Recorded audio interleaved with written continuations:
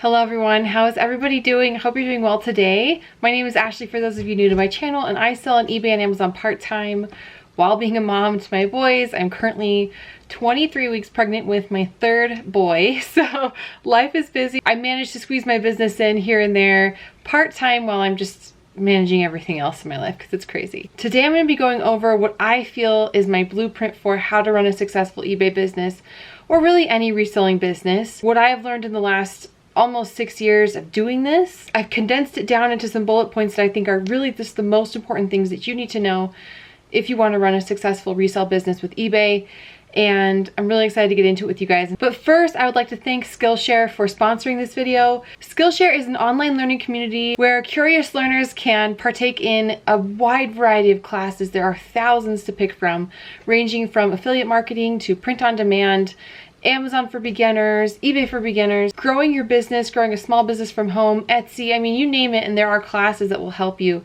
And let's all be honest, while we are listing or working, you know, we can watch a show, we need something to distract us, audiobook or whatever. What I've been doing lately is just watching Skillshare classes while I am working, and it's been super helpful because I'm listing and I'm learning and I'm killing two birds with one stone. So I am currently taking an affiliate marketing masterclass for 2021. There's also a print on demand class that I am going to be taking right after that, where I'm going to be learning a little bit more about Amazon merch. A membership to Skillshare is less than $10 a month when you pick the annual subscription, so it's extremely low cost for less than most streaming services online. And Skillshare is offering the first 1,000 of my subscribers to click on the link in my description.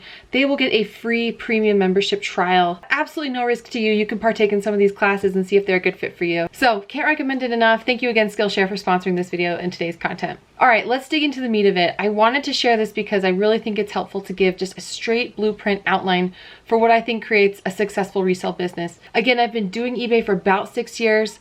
It's been a learning curve, so I'm still learning every single day, but I have grown from selling just a few things a month to now selling close to $16,000 in the last month alone. And I've definitely learned tips and tricks along the way that really helped me. And with that sales growth, my profit has also grown by a lot, by leaps and bounds. First off though, I want to share that it takes time to build the engine that you're trying to build. Profits probably won't be seen right away, and that's totally okay. You are going to be learning and building and growing, figuring out what sells for you, figuring out where to buy it, where to find it. Especially as you are growing your inventory numbers, the amount of items that you're offering in your store, that'll take some time, and you're probably going to be reinvesting your profits into your business to buy more inventory to get up to the point where you have enough inventory to consistently churn out profits for you. For example, I currently have about 1,000 items listed in my eBay store. For years, it hovered around between 600 and 800. I've just recently had more than I've been able to list.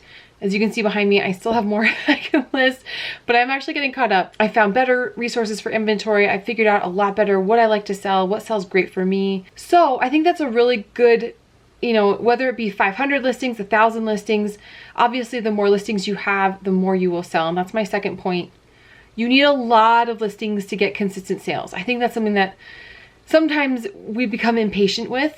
And it's something that I didn't realize until I started reselling. And that is, you need a lot of inventory to sell consistently every day. And I would say at least, you know, this is if you're selling used items. I sell mostly clothing, shoes, and accessories. A lot of that was pre-owned up until recently, and I'm selling a lot more that's new. About 1% of your items will sell each day. So if you have 500 listings, 5 items will sell each day, roughly.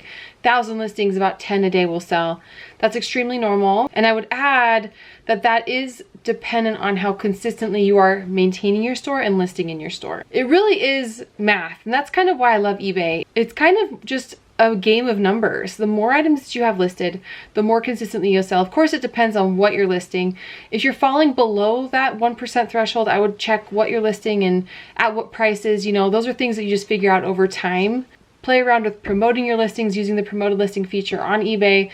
But I think that's a good estimate, 1% will sell. And if you've had a heavy listing week, don't be surprised if you have a lot more than that. Then once you're at that store number that you're aiming for, 500, 1,000, whatever it may be, it's a good idea to figure out what your daily habits need to be to maintain that listing number. So if you want to sell 10 a day, obviously you have to list 10 to 15 a day. 10 a day is a really easy and good place to be if you want to start listing that, or if you want to maintain 500, 5 listings a day.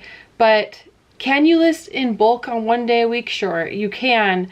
I personally this year have seen a lot more success though with having consistent daily listing. That's just me personally. So I do think part of the daily habits that we try to create do contribute to the success that we have in the future, and making a daily listing habit will really benefit you and your business. And the bonus is it doesn't have to take all day. It can just be in the morning before your kids get up. You can just get up, knock some listings out, or better yet, photograph in a huge batch one day and then just list from there each morning. For me, it does not take that long to list 10 items. I would definitely recommend doing it from your computer versus your phone. The phone is the slowest way to do that. You can knock that out relatively quickly. For me, if I already have the photographs ready, it takes me less than 30 minutes to get that done.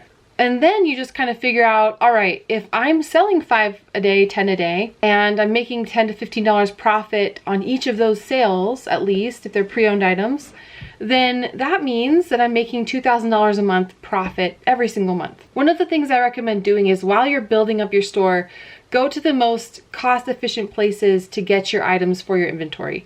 Places like Goodwill Outlet, places like thrift stores, garage sales, yard sales, flea markets. You'll see the numbers add up a lot more quickly. And if you don't feel like keeping a spreadsheet of every single transaction, one good way, a good rule of thumb is just check your bank account. See if it's growing month after month. If you're staying stagnant, that means something's wrong. Either you're spending too much on inventory, you're not selling enough, or you're not picking up the right brands.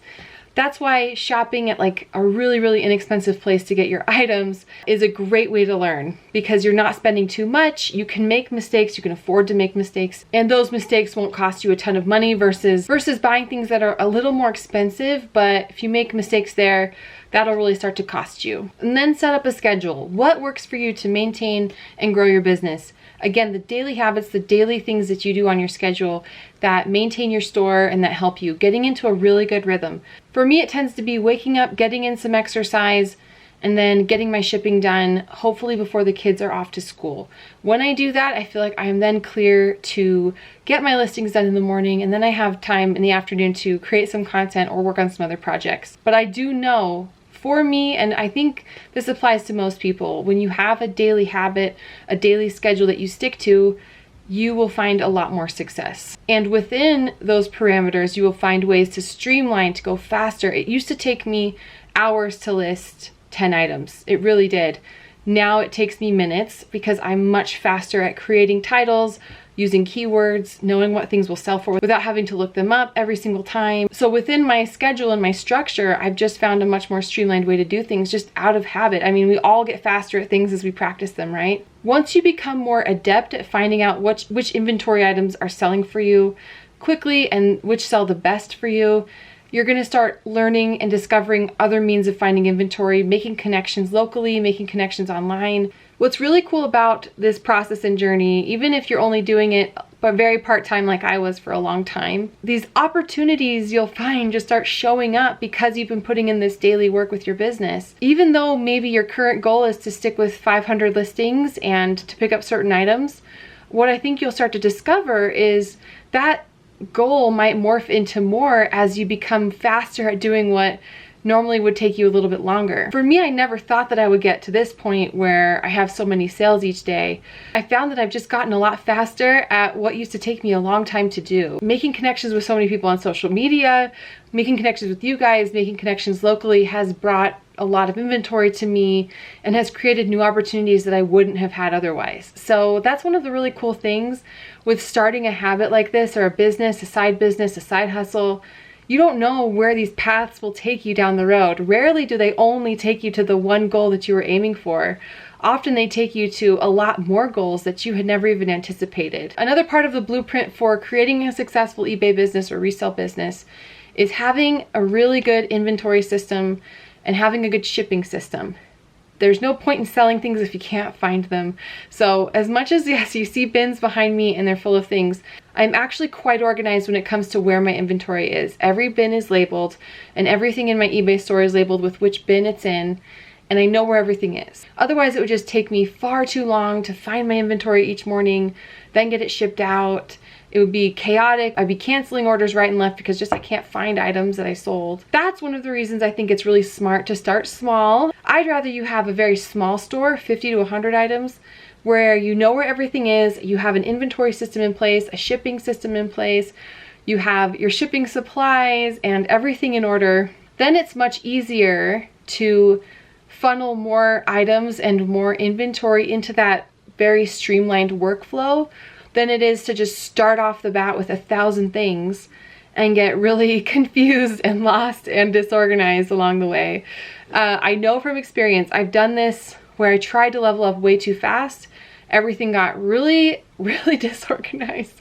I lost a bunch of money and it was super not smart. So I'm only advising you to do that from my own mistakes. So don't be like me with that. Start small and simple, add inventory to your pipeline as you get more organized. You have a lovely machine in place. Like currently I have a machine in place that can accommodate a lot more inventory even than I currently have, because I've taken the time to get a little bit more organized with it. And last but not least, keep your head down and do those daily habits that are working for you, and don't get too distracted by what everyone else is doing. It's really easy, especially like on YouTube, social media, Instagram, wherever, to look at what others are doing and get really distracted by that and want to try it and want to do it. What you end up with is comparison, frustration, trying too many things at once, getting bogged down, overwhelmed, and quitting, which is the last thing you want to do. So I would recommend getting your systems in place for one thing. Maybe it's eBay, and get that process down, get it streamlined.